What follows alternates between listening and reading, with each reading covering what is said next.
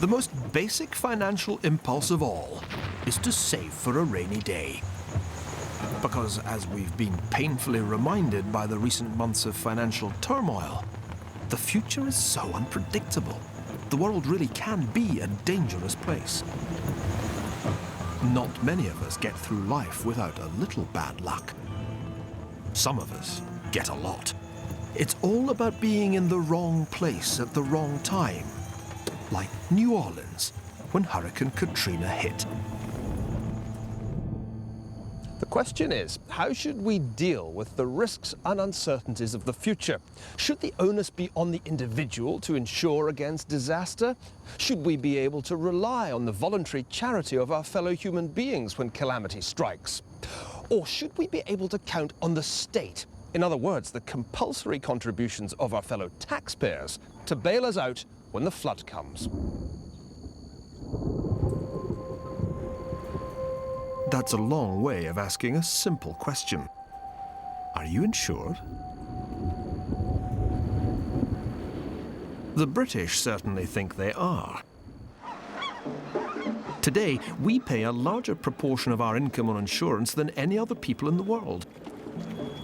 It's really rather odd, because Britain is one of the safest countries on earth.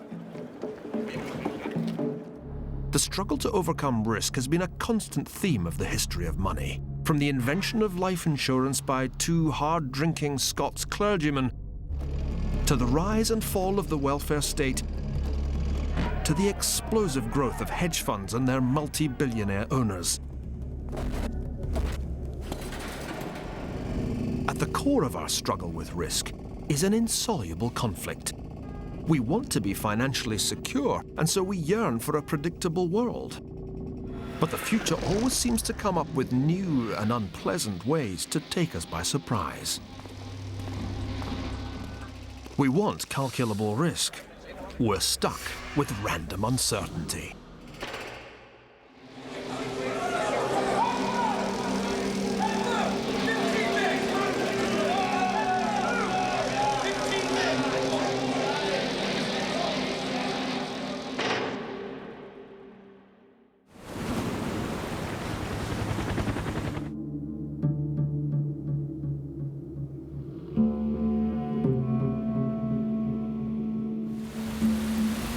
When Hurricane Katrina hit New Orleans in the last week of August 2005, it caused death and destruction.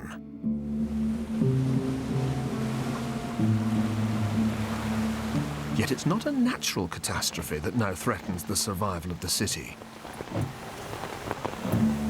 The real lesson of the disaster is about money. How the risk management system we call insurance simply failed when faced with a calamity on this scale.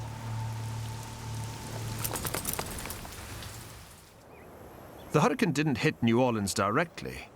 The main force of the storm passed to the northeast of the city. But just as the residents breathed a sigh of relief, the real catastrophe began. This industrial canal links Lake Pontchartrain to the Mississippi, and after the hurricane, the huge storm surge raised the water level in the canal so high that it broke the levee, pouring umpteen gallons of the lake over here into the 9th Ward of New Orleans. Just to the east of the 9th Ward is St. Bernard, a blue-collar community of homeowners, all, on paper at least, covered by private insurance.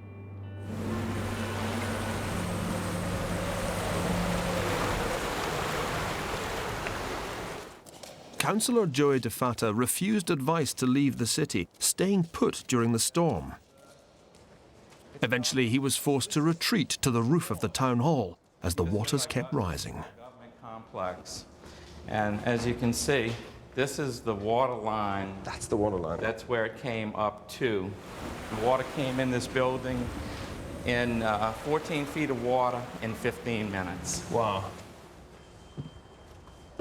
From the 2nd floor of this building, I could see coming down Judge Perez a wall of water. In that wall of water was debris, cars, vehicles, pieces of roofs.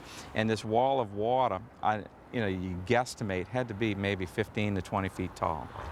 And moving fast. Moving quickly, just coming down this boulevard street and just taking everything with it as it would come. The whole of St. Bernard Parish was inundated in just 15 minutes. Only 5 houses out of 26,000 weren't flooded. More than 2,000 people were killed in Hurricane Katrina and the subsequent flooding. Here in St. Bernard Parish, 148 people lost their lives, mostly because they became trapped in their houses as the floodwaters rose. The painted signs on these abandoned houses say whether dead bodies were found after the floodwaters receded, a little bit like medieval London in the time of plague.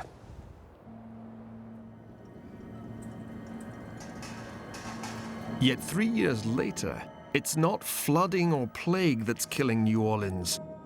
A harsh financial reality has emerged. People can't live here anymore because they can't insure their homes. One man made it his mission to show the limits of private insurance when it comes to a really big crisis.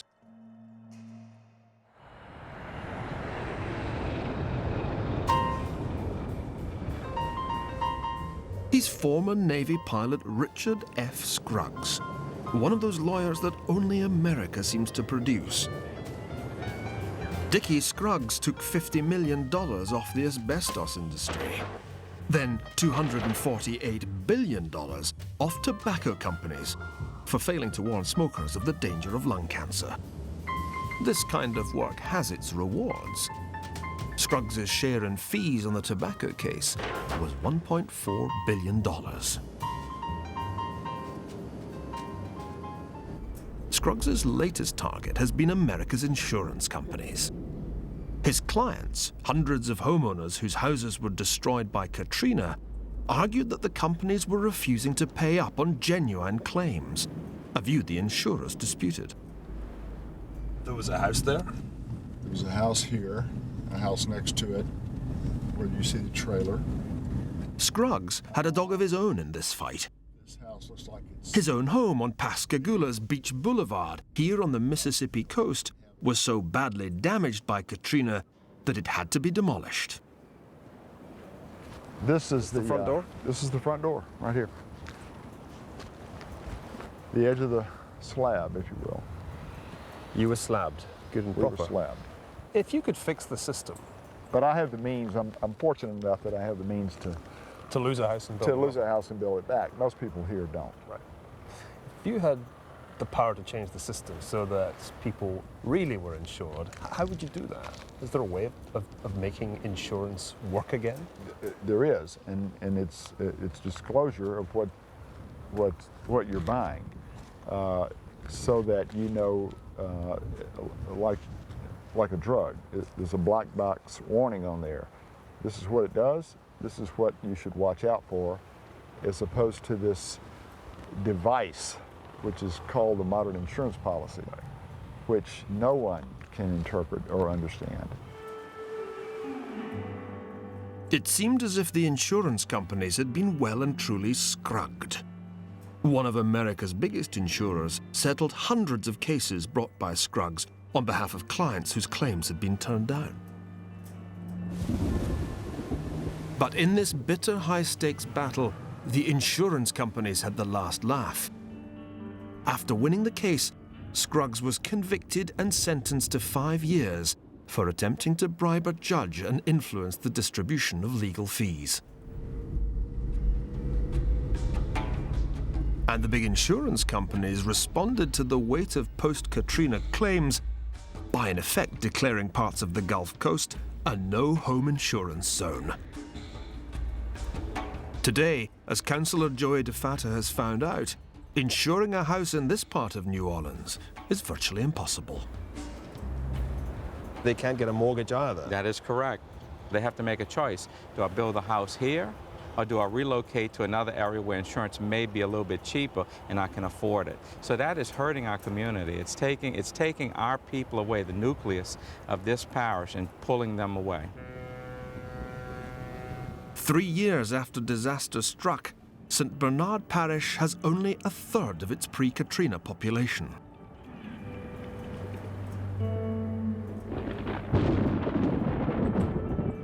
course, life has always been dangerous. The real lesson of Katrina, or any big disaster, is that even when we think we're protected against risk, sometimes it turns out we're not. Even making quite modest insurance claims can seem more trouble than it's worth. It leaves you wondering why we bother spending so much on insurance policies every year. Where did this strange habit come from? Saving up for the proverbial rainy day is the first principle of insurance. But the trick is knowing what to do with your savings, so that unlike in New Orleans after Katrina, they're there in the kitty when you really need them. But to do that, you need to be more than usually canny. And that gives us a valuable clue as to where the history of modern insurance has its origins. Where else but in bonny, canny Scotland.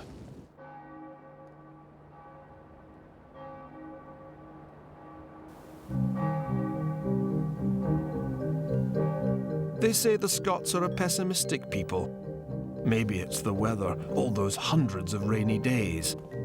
Maybe it's the endless years of sporting disappointment. Or maybe it was the Calvinism we picked up at the time of the Reformation.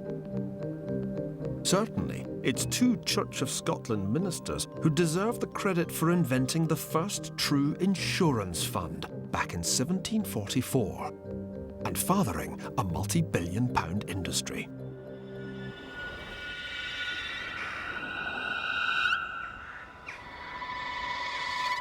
The kirkyard of Greyfriars is best known for the grave robbers, the resurrection men, who came here in the late 18th century to supply the medical school at Edinburgh University with corpses for dissection.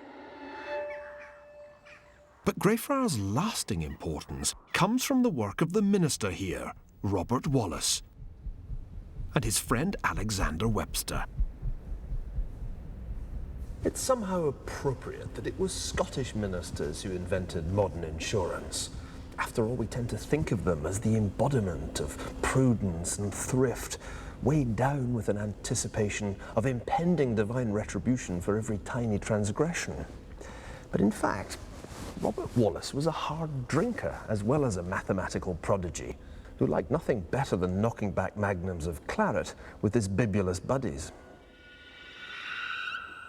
Wallace and Webster were unhappy at the way the widows and children of their fellow clergymen were treated when the grim reaper struck. They often found themselves homeless and penniless. The plan Wallace and Webster came up with was ingenious. The first true insurance fund in history. These are some of the voluminous calculations that Robert Wallace did, now housed at the National Archives of Scotland. And you can see how he ran the numbers over and over again, making very careful assumptions about the maximum number of widows and orphans that would have to be provided for.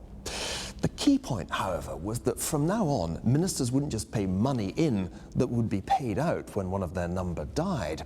Rather, they would pay premiums that would be used to create a fund, and the fund would then be invested for profitable purposes. The widows and orphans henceforth would be paid out of the returns on that money, leaving the premiums to accumulate.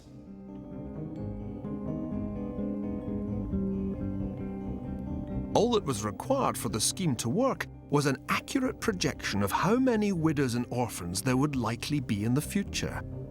A calculation which Wallace and Webster made with extraordinary precision.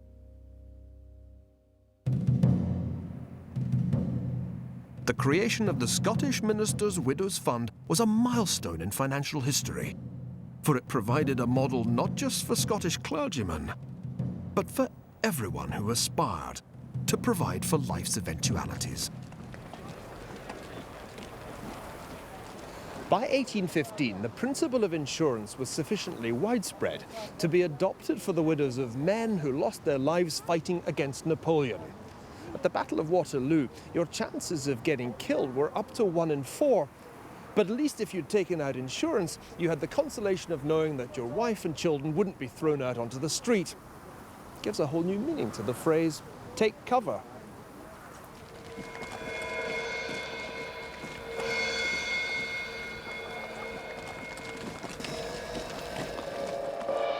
The Scottish Ministers' Fund grew into the world-famous Scottish Widows.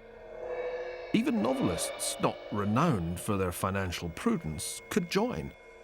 Walter Scott took out a policy in 1826 to reassure his creditors that they'd be paid in the event of his death. By the mid-19th century, being insured was as much a badge of respectability as going to church on Sunday.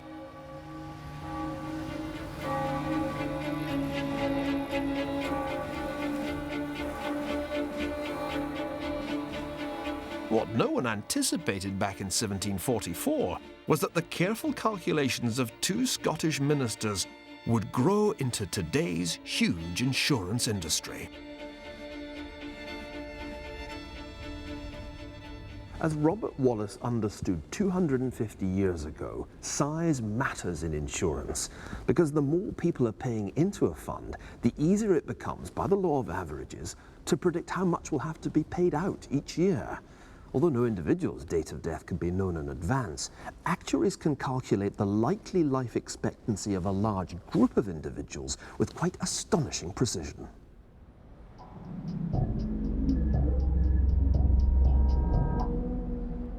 In other words, insurance is all about trying to cope with the risks of the future. If, that is, you're insured in the first place. No matter how many private funds like Scottish Widows were set up, there were always going to be people beyond the reach of insurance, who were either too poor or too feckless to save for that rainy day. The lot of the poor was once a pretty harsh one, either dependence on private charity or the harsh regime of the workhouse, like this typically austere one here in the heart of Edinburgh. Yet by the 1880s, people began to feel that life's losers somehow deserved better. The seed was planted of an entirely new approach to risk, a seed that would ultimately sprout into the modern welfare state. This state system of insurance was designed to exploit the ultimate economy of scale by covering literally every citizen, from the cradle to the grave.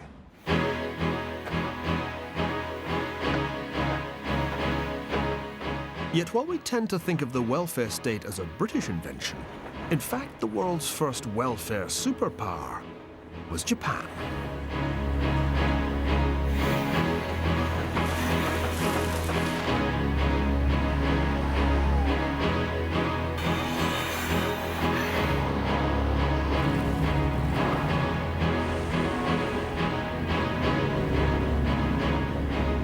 Disaster just kept striking Japan in the first half of the 20th century.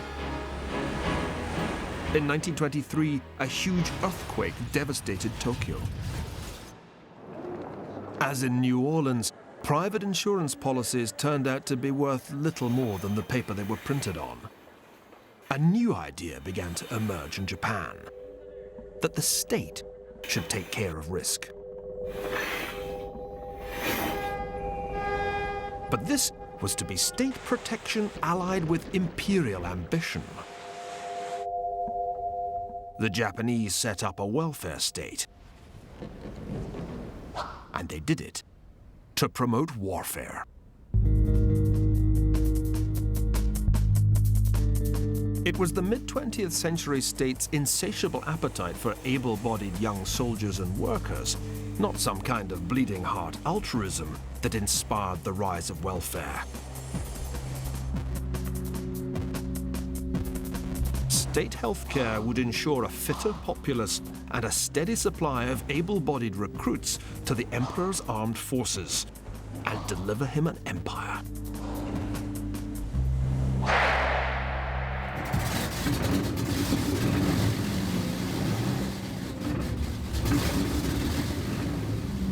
The wartime slogan, "All people are soldiers," was adapted to become "All people should have insurance."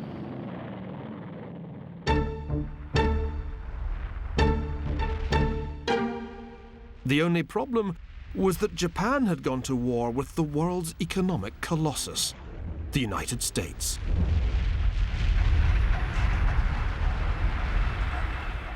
Japan's warfare state proved to be a massive mistake. Quite apart from the nearly 3 million lives lost in Japan's doomed bid for empire, by 1945, the value of Japan's entire capital stock seemed to have been reduced to zero by American bombers. Cities built largely out of wood were incinerated. Nearly a third of the urban population lost their homes.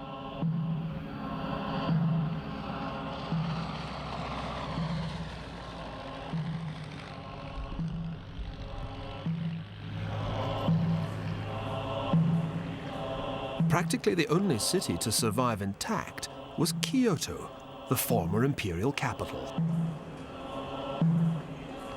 1945 may have seen the end of the Japanese warfare state, but it wasn't the end of the Japanese experiment with state-sponsored welfare. In Japan, as in most combatant countries, the lesson was clear. The world was just too dangerous a place for private insurance markets to cope with. With the best will in the world, people couldn't be expected to insure themselves against the US Air Force. The answer, practically everywhere, was the same: for government to step in effect, to nationalize risk. Perhaps the most familiar such system of welfare from the cradle to the grave, also born in the ruins of war, was devised by the British economist William Beveridge. When the Japanese came up with their own comprehensive welfare system in October 1947, their Advisory Committee on Social Security recommended what amounted to Beveridge no Nihonban, Beveridge for the Japanese.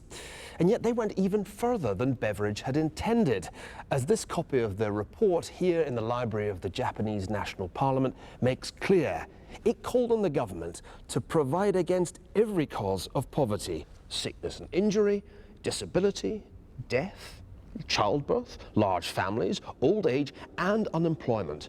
Whatever the reason, the needy would be guaranteed the minimum standard of living by national assistance.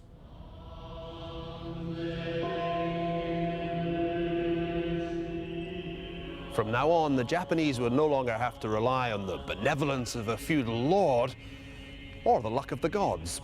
The welfare state would cover them against all the vagaries and vicissitudes of the modern world. If they couldn't afford education, the state would pay. If they couldn't find work, the state would pay. If they were too ill to work, the state would pay. When they retired, the state would pay. And when they finally died, the state would pay their dependents.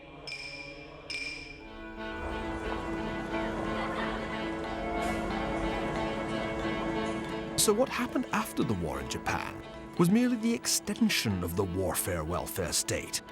The slogan now became, all people should have pensions.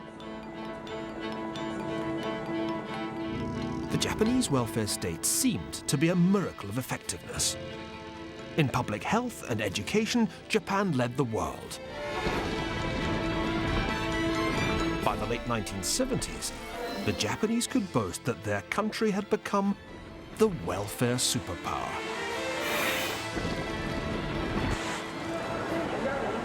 Run like this, the welfare state seemed to make so much sense.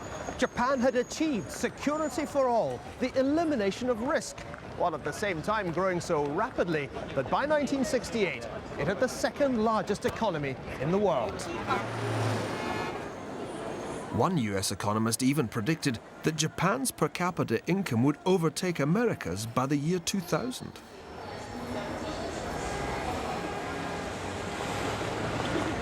Welfare was working where warfare had failed to make Japan top nation. The key turned out to be not a foreign empire, but a domestic safety net. And yet there was a catch, a fatal flaw in the design of the post-war welfare state. Just what was it that caused those predictions of Japan's ultimate triumph to fail to come true? The welfare state looked to be working smoothly enough in 1970s Japan. But elsewhere, there were signs that all was not well. In Britain and throughout the Western world, The welfare state, it seemed, had removed the incentives without which a capitalist economy simply cannot function. The carrot of serious money for those who strive. The stick of hardship for those who are idle. The result was stagflation, low growth, and high inflation. What was to be done? One man and his pupils thought they knew the answer. Thanks in large measure to their influence, one of the great economic trends of the past 25 years has been for the welfare state to be dismantled, reintroducing people with a sharp shock to the unpredictable monster they thought they had escaped from. Risk.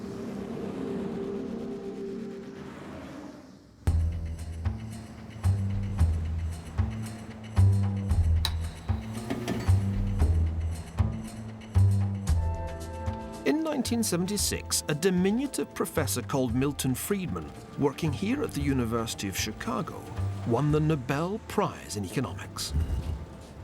Milton Friedman won his place in the Economic Hall of Fame by restating this simple equation. MV equals PQ, where M is the money supply, V is the velocity at which it circulates, P is the price level, and Q is the quantity of expenditures. Friedman's observation was simple. If the money supply went up, then so did the price level. Hence the quantity theory of money. But you needed much more than a piece of chalk and a blackboard to answer the second crucial question of Milton Friedman's career. What had gone wrong with the welfare state? In Chile, he found the perfect laboratory to test his theories.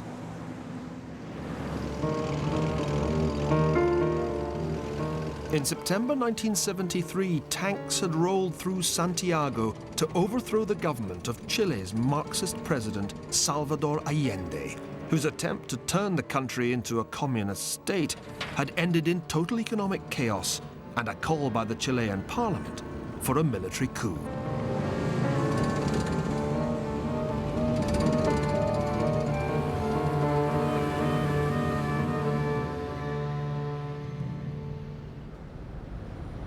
Up there on the balcony of the Carrera Hotel, opponents of the Allende regime celebrated with champagne as Air Force jets flew overhead to bomb the Moneda Palace.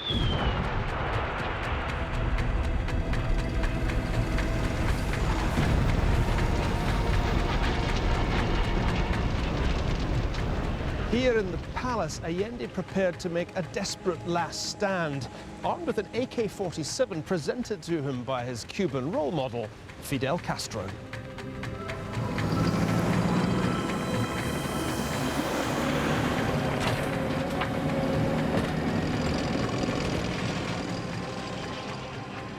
Looking out the palace window and seeing the tanks literally rolling in, Allende realized that it was all over for his dream of a Marxist Chile. Cornered here in what was left of the presidential quarters, he took the decision to shoot himself.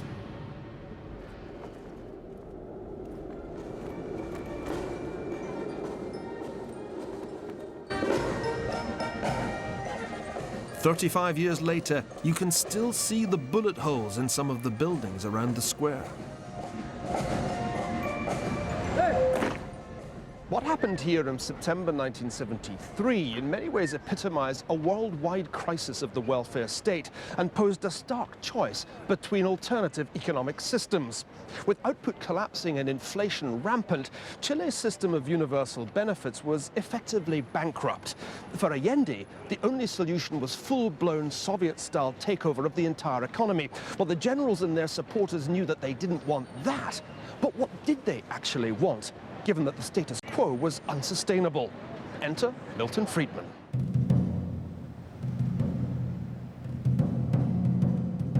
In March 1975, Friedman flew from Chicago to Chile to answer that question.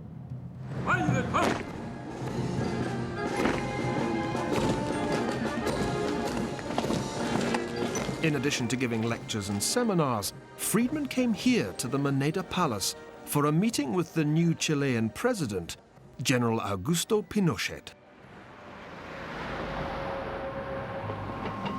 Friedman spent 3/4 of an hour with Pinochet, urging him to reduce the government deficit that he'd identified as the main cause of Chile's sky-high inflation, then running at an annual rate of 900%. A month after Friedman's visit, the Chilean junta announced that inflation would be stopped at any cost. The regime cut government spending by 27%.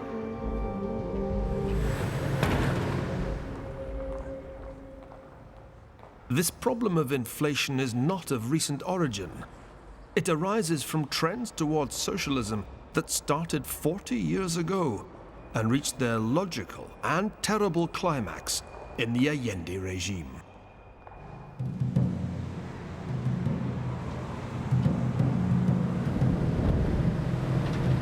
For tendering this advice, Friedman found himself denounced for acting as a consultant to a military dictator responsible for the executions of more than 2,000 real and suspected communists and the torture of nearly 30,000 more.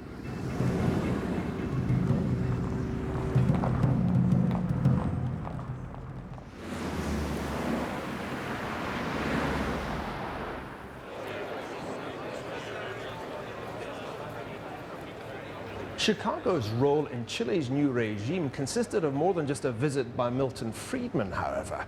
Since the 1950s, there'd been a steady stream of bright young economists going from this place, the Catholic University in Santiago, to study in Chicago, and they'd come back convinced of the need to balance the budget, tighten the money supply, and liberalize trade.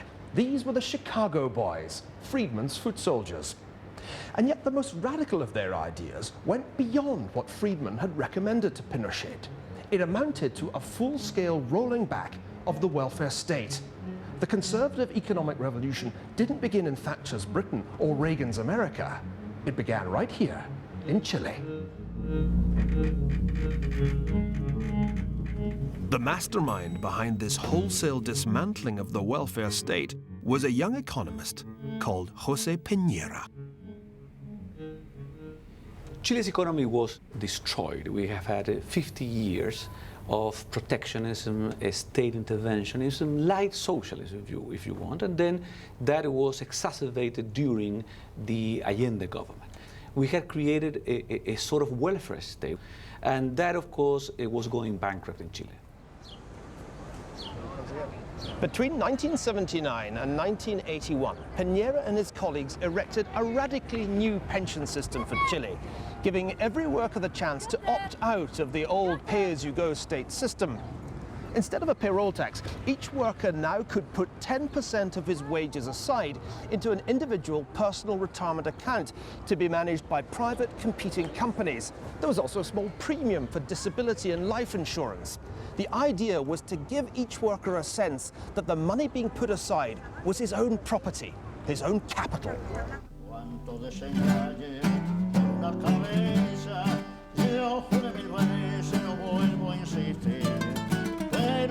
Piñera gambled. He gave workers a choice: stick with the old system of pay-as-you-go or opt for the new personal retirement accounts. It paid off. Convinced by Piñera's argument, 80% made the switch to a private pension plan.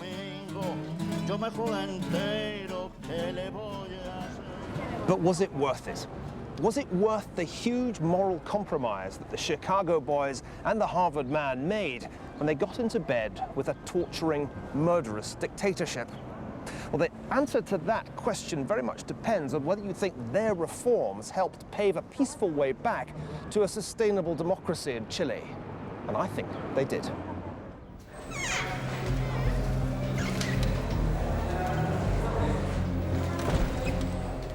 In 1980, Pinochet conceded a new constitution that prescribed a 10-year transition back to democracy. 10 years later, he stepped down as president. Democracy was restored. And by that time, the economic miracle was underway that helped to ensure its survival. For the pension reform not only created a new class of property owners, each with his own retirement nest egg, it also gave the Chilean economy a massive shot in the arm. These brokers at the Banco de Chile are investing Chilean workers' pension contributions into the stock market. And they've been doing a pretty good job of it. Average returns on the personal retirement accounts has been over 10%, reflecting the fact that in the 20 years after 1987, the Chilean stock market has gone up by a factor of 18.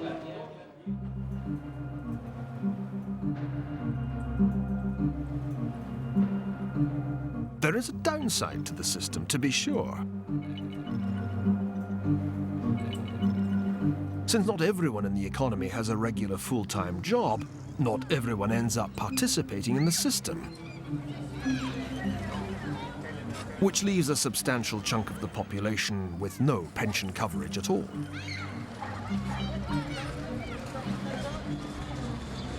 I'm standing in front of the Communist Party headquarters here in La Victoria, a suburb of Santiago which was once one of the hotbeds of opposition to the Pinochet regime. Because most people here are either unemployed or work in the informal sector, they don't or can't pay into the pension system, which means they don't get anything out of it. This is the kind of neighborhood where Che Guevara is still the local hero, not Jose Piñera.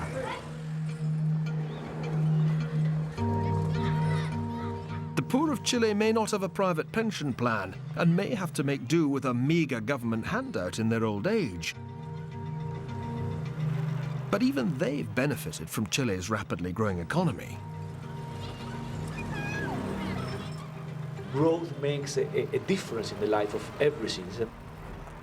The poverty rate in Chile has gone down from around 50% to 13% now. So this has been really a huge success, and the pension reform has been a critical element in this.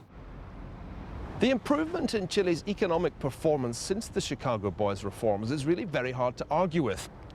In the 15 years before Milton Friedman's visit, the growth rate here was a measly 0.17% a year. In the subsequent 15 years, it increased by a factor of nearly 20. The poverty rate here is down to 15%, compared with 40% in the rest of Latin America.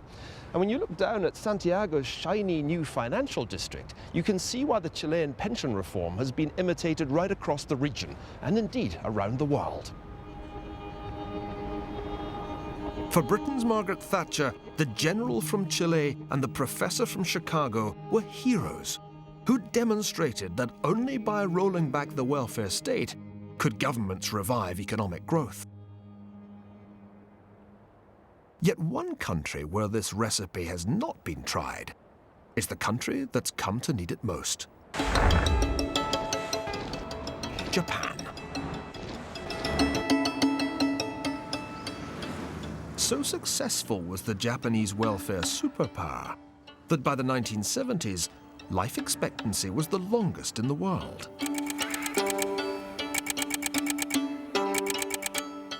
The problem was that Japan's welfare state was too successful.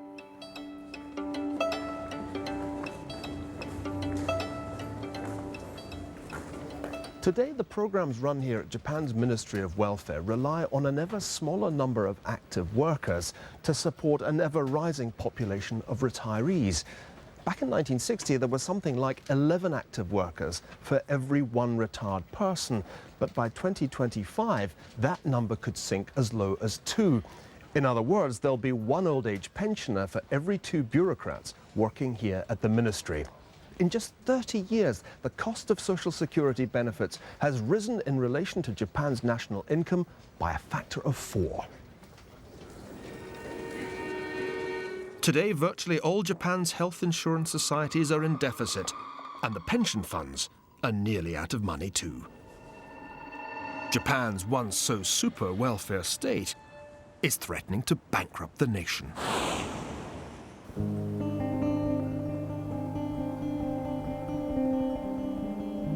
Insurance. It seemed such a brilliant idea in the calculations of those Scottish ministers, and even more brilliant in Japan's all-encompassing welfare state. But as we've seen, the best-laid schemes can be thrown into disarray by an unexpected turn of events. So is there any better way of managing risk in an uncertain world? Disasters like 9/11 and Katrina exposed the limits of both traditional insurance and the welfare state. But insurance and welfare aren't the only ways to buy yourself protection against future shocks. These days, the smart way of doing it is by being hedged. Now, everybody's heard of hedge funds, but what exactly does hedging mean? And where did it come from?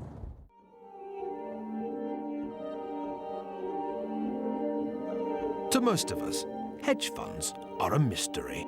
But the one thing we do know is that they can make you stupendously rich. One hugely successful hedge fund manager paid $60 million for this Cézanne, and he owns this Degas too. Not to mention a Jasper Johns he paid $80 million for. He's also given hundreds of millions of dollars to charity.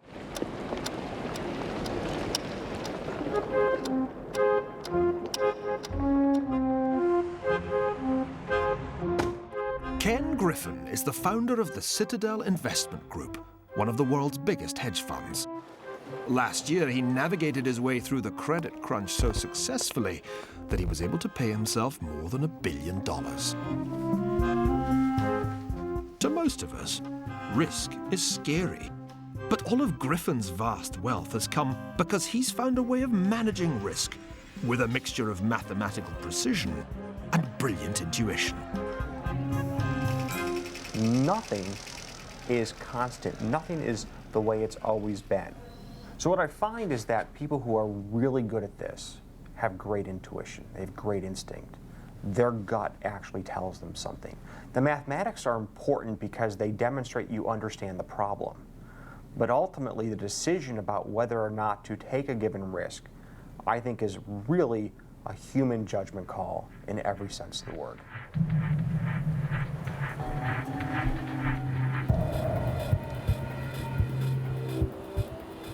The origins of hedging, appropriately enough, are agricultural. For a farmer, nothing is more important than the future price of his crop after it's been harvested and brought to market. But that could be higher or much lower than he expects. A futures contract allows him to protect himself by committing a merchant to buy the crop when it's brought to market at a price agreed when the seeds are being planted. The farmer gets a floor below which the price can't sink. The merchant gets a ceiling above which it can't rise. By signing a futures contract, both the farmer and the merchant have hedged their bets. Both parties are better off, and because of that, the world as a whole is much better off. It encourages capital formation. It encourages investment. It encourages people to do what is needed to be done to make the world a better place. With the development of a standardized futures contract, agreed rules, and an effective clearinghouse, the first true futures market was born. And its birthplace was here in the Windy City, Chicago. After the city's futures exchange was established in 1874, hedging commodities became standard practice. The next step was for a conditional kind of future to evolve, the option. Some of this really is the financial equivalent of rocket science, but the underlying principle is simple. Because they're derived from underlying assets, all futures contracts are known as derivatives. But an even smarter kind of derivative is an option. The buyer of a call option has the right, say, to buy a barrel of oil for $120 in a year's time. Now, if the price of oil rises to $150 a barrel, then the option is in the money, and the smart guy makes a profit of $30. But if that doesn't happen, if the price of oil stays the same or actually declines, he's under no obligation to carry through the deal. All he does is to write off the cost of the option itself. Well, it's by buying and selling complex, smart derivatives like options that Ken Griffin has become a billionaire. In theory, derivatives offer a new way to hedge against an uncertain future, a much smarter way than boring old insurance, and much more profitable. In the past decade, derivatives have seemed to take over the world of finance. By the end of 2007, the notional value of all derivatives contracts reached a staggering $596 trillion. That's 43 times the size of the American economy.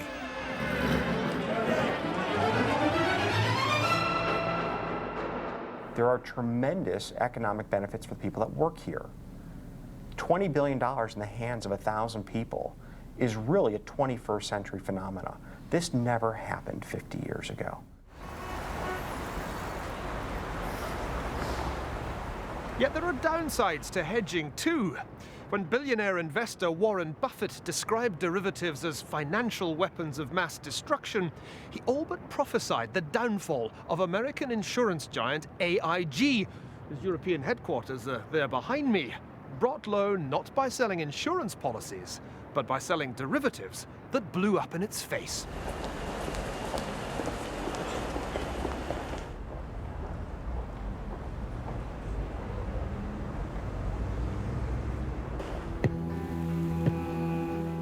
Our basic human urge to protect ourselves against risk has proved frustratingly difficult to satisfy. Insurance companies let us down. Welfare states sink into insolvency. And derivatives turn out to be a double-edged weapon too.